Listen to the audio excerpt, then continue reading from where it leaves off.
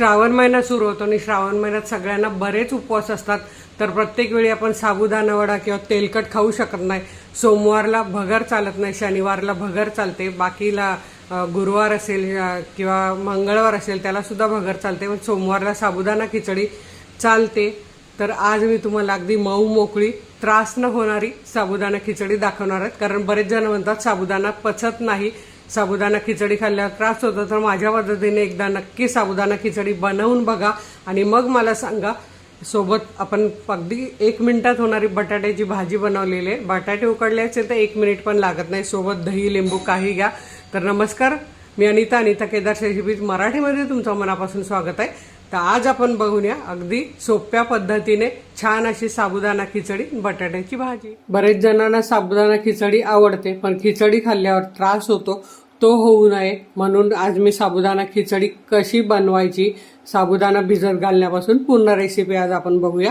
तर मी इथे 2 वाटी किंवा 2 कप साबुदाणे घेतलेले आहेत. आता साबुदाणे कसे घ्यायचे हा मोठा प्रश्न. बरेच प्रकारचे प्रत्येक ठिकाणी वेगवेगळे साबुदाणे येतात. कधी कधी गोणी एवढी बेकार लागते म्हणजे दुकानवाल्यांना सुद्धा समजत नाही. पण आपण तो साबुदाणा घेताना काय करायचं, साबुदाणा असा हातात घेऊन बघायचा.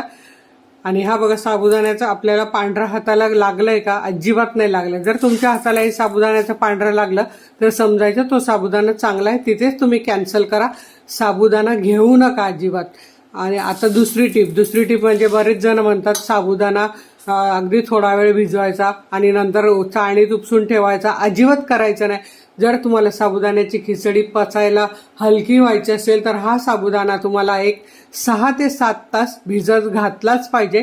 त्यामुळे तुम्हाला साबुदाण्याची खिचडी किती खा, कधीच त्रास होणार नाही. तर आता आपण हे साबुदाणे आधी धुवून घेऊया आणि त्यात पाणी किती घालायचं आणि रात्रभरासाठी मी आता हा भिजत घालत आहे. तर आता या साबुदाण्यात आपण पाणी घालून घेऊया. पाणी पण बघा त्याचं पांढरा निघणार नाही. तर हे बघा पाणी बघा कसं निघालंय, पांढरा अजिबात झाला नाही, म्हणजे साबुदाणा हा आपला खूप चांगला आहे असं समजायचं. आता हा मी 2 वेळा धुवून घेते. आता साबुदाणा बघा आपला इथे स्वच्छ धुवून झालेला आहे. बघा किती नितळ दिसतोय. आणि साबुदाण्याच्या वर हे आपलं अर्धा पेर असतं, एवढं आपल्याला हे पाणी वर पाहिजे साबुदाण्याच्या, म्हणजे साबुदाणा एकदम छान फुगेल. खिचडी नुसती मोकळी झाली म्हणजे साबुदाणा खिचडी चांगली असं अजिबात नाही. तो साबुदाणा एकदम मऊ झाला पाहिजे आणि तो दिवसभर जरी ती खिचडी आपली राहिली, संध्याकाळी जरी कोणी खिचडी मागितली तरी ती मऊच राहिली पाहिजे.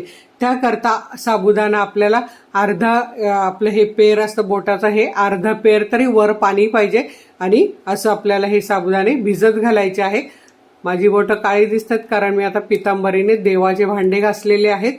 तर ते निघून जाईल तेव्हा तुम्ही बोलू नका की तुमची बोटं काळी दिसतात. हे मी आता लिंबाने काढून टाकेन, पण पटकन देवाची भांडी घासली आणि तुम्हाला हे दाखवत आहे. तर आता मी तुम्हाला ही खिचडी उद्या दाखवणार आहे. आता आपण हे रात्रभर झाकून भिजत ठेवूया. तर हे बघा आपले रात्रीचे साबुदाणे तुम्ही इथे बघू शकतात किती डब्बल झालेले आहेत. आणि साबुदाणा हा बघा कसा मोकळा तर झालेलाच आहे, पूर्ण पाणी शोषून घेतले आणि साबुदाणा पूर्ण दबलाय. आता ही खिचडी जर तुम्ही दिवसभर ठेवली तरीही कडक होणार नाही, तिला कडकपणा येणार नाही. त्यामुळे असे साबुदाणे नक्की भिजत घालून घ्या. आता आपण इथे घेतलाय कच्चा बटाटा, हिरव्या मिरच्या आणि भाजून घेतलेले शेंगदाण्याचं कूट. शेंगदाण्याचा रंग पांढरा नाही असा आला पाहिजे, त्यामुळे ती खिचडी खमंग लागते चवीला. तर चला आपण खिचडी बनवायला सुरुवात करूया. त्याबरोबर सोबत मी बटाट्याची भाजी पण दाखवणार आहे अगदी 2 मिनिटात. हे बघा शेंगदाणे तुम्हाला दाखवते, आतून पण कसे खरपूस झालेले आहेत. असे 7 ते 8 मिनिटं शेंगदाणे मध्यम गॅसवर भाजून घ्यायचे. आता इथे बघा मी लोखंडाची कढई घेतली आणि 2 चमचे तेल मी यात घालून घेतलेलं आहे आणि ते असं पूर्ण भांड्याला लावून घेते, म्हणजे आपली कढई चिकटत नाही आणि छान परतली जाते. आता इथे बघा तेल चांगलं तापलेलं आहे, त्यात आपल्याला किती मिरची पाहिजे तेवढी घालून घ्यायची. तर मी इथे 5 ते 6 मिरच्या कापून घेतलेल्या आहेत. आणि यात आपल्याला अर्धा चमचा साखर घालायचे, त्यामुळे खिचडी छान चवदार होते. आता आपली मिरची परतली जाते तोपर्यंत आपण काय करायचं, साबुदाण्याला जेवढं मीठ पाहिजे तेवढं मीठ यात घालून घ्यायचं आहे. आणि हा भाजलेल्या शेंगदाण्याचा कूट आणि हे सगळं असं मिक्स करून घ्यायचं इथे, म्हणजे साबुदाणा एकमेकाला चिकटत नाही आणि खिचडी मऊ छान मोकळी होते. तर हे बघा सगळं मिक्स करून झालंय. तिकडे मिरची आपली परतत आली, मिरची छान परतून झाली आणि मी इथे चीर देऊन मिरची कापून घेते मोठी मोठी, म्हणजे प्रत्येकाला ती काढता येते आणि ज्याला खायची तर तुकडे करून पण खाऊ शकतो. तर हे बघा आपले साबुदाणे शेंगदाणे तसे मिक्स झालेले. आता हे आपल्याला यात घालून घ्यायचे आहेत आणि सगळी खिचडी लगेच आपल्याला परतून घ्यायची आहे. एक अर्धा मिनिट छान परतून घ्यायची आहे. बघा आधीच साबुदाण्याचा कूट टाकल्यामुळे खिचडी मऊ मोकळी आणि छान होते आणि सगळीकडे शेंगदाणे लागले जातात, मीठ लागलं जातं.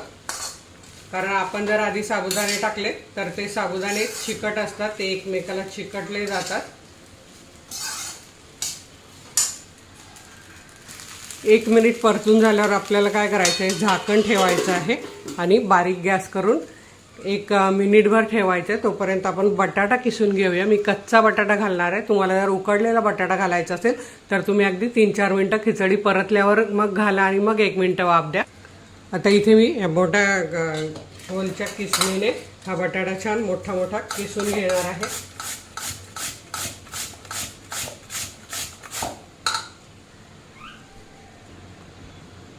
तर हे बघा आपला छान बटाटा किसला गेलेला आहे. आता आपण खिचडी बघूया. तर हे बघा 1 मिनिट आपण खिचडी वाफवून घेतलेली आहे. आता हिला पुन्हा असं मिक्स करून घेऊया आणि पुन्हा 1 मिनिट आपण वाफ देऊन घेऊया. साबुदाणा बघा किती मऊ झालेला आहे अजून याच्यात टाकल्यावर आणि सगळा मोकळा मोकळा झालेला आहे. तर आता आपण अजून 1 मिनिट वाफवून घेऊया. तर आता इथे आपण बघूया. हे बघा अजून 1 मिनिट आपला साबुदाणा वाफला गेलेला आहे मस्तपैकी. खिचडी आपली अशी छान वाफवली गेली पाहिजे म्हणजे ते साबुदाणे अजून फुलतात. आणि आता आपल्याला यात आपण कच्चा बटाटा घालतोय त्यामुळे आत्ता घालून घ्यायचा आहे, नाहीतर तुम्ही आणखी 1-2 मिनिटं वाफ देऊन घ्या. तर हे बघा मी एक कच्चा बटाटा घालून घेते. अगदी म्हणजे बटाटे उकडायला वेळ नसेल तर हे अगदी छान पडतं आणि माझ्या मुलाला तर ही अशीच खिचडी आवडते कच्च्या बटाट्याची, तो बोलतो ही छान लागते. आता हे आपण मिक्स करून घेऊया आणि 1-2 मिनिटं वाफ देऊन घेऊया म्हणजे आपली खिचडी तयार होईल. बटाटा पण शिजेल आणि छान लागतो बटाटा, लगेच शिजतो असा किसलेला.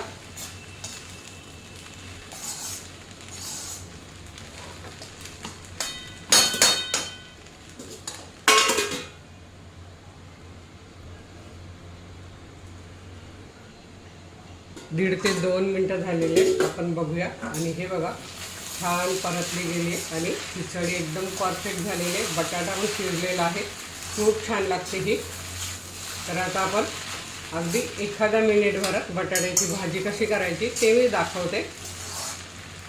हे बघा किती मऊ आणि मोकळी खिचडी झालेली आहे, तुम्ही इथे बघू शकता. आणि अशी खिचडी तुम्ही कितीही खाल्ली तरी अजिबात त्रास होत नाही. बरेच जण म्हणतात खिचडी खाल्ल्यावर आम्हाला त्रास होतो, तर तुम्ही नक्की अशी खिचडी बनवून खाऊन बघा. अगदी तुम्ही नेहमी बनवाल. माझ्याकडे तर नेहमी मुलं कधी खिचडी म्हटलं की अगदी खुश असतात, मिस्टर खुश असतात. आता इथे बघा भाई उकडून घेतलेले बटाटे, एक 4 बटाटे आहेत मध्यम आकाराचे. त्यासाठी आपल्याला अर्धा चमचा जिरं घालायचं आहे. जिरं फुलल्यावर इथे 3 मिरच्या घालायच्या 4 बटाट्यांसाठी. अर्धा चमचा साखर घालायची आणि वाफवून घ्यायच्या मिरच्या वाफले. आता इथे उकडलेले बटाटे घालून घ्यायचे. चवीप्रमाणे मीठ घालायचं आहे आणि हे बटाटे छान मिक्स करून घ्यायचे आहेत मिरची तेलात. आणि हा जाडसर बनवून घेतलेला शेंगदाण्याचा कूट. आणि इथे आपली उपवासाची बटाट्याची भाजी तयार झाली. अगदी तुम्ही कोथिंबीर पण घालू शकता जे खात असतील ते. माझी मुलं तर खात नाहीत याच्यावर कोथिंबीर, अशीच भाजी खातात. नक्की बनवून बघा ही बटाट्याची भाजी. तर इथे तुम्ही बघू शकता आपण छान केलेली मस्त चवीची बटाट्याची भाजी आहे. आणि इथे मऊ मोकळी अशी ही बघा साबुदाण्याची खिचडी आहे. किती मऊ झालेली आहे तुम्ही बघू शकता. जराही साबुदाणा एकमेकाला चिकटलेला नाही. तर ही बघा तुम्ही अशी मस्त मऊसूद अशी त्रास न होणारी साबुदाण्याची खिचडी बटाट्याची भाजी दह्याबरोबर खा किंवा लिंबाबरोबर खा, खूप छान लागते. नक्की बनवून बघा. व्हिडिओला लाईक करा, आपल्या मित्रमैत्रिणींना शेअर करा. वेळात वेळ काढून व्हिडिओ बघितल्याबद्दल तुमचे मनापासून धन्यवाद. अशाच माझ्या छान छान रेसिपी बनवा, खा आणि हेल्दी राहा. धन्यवाद.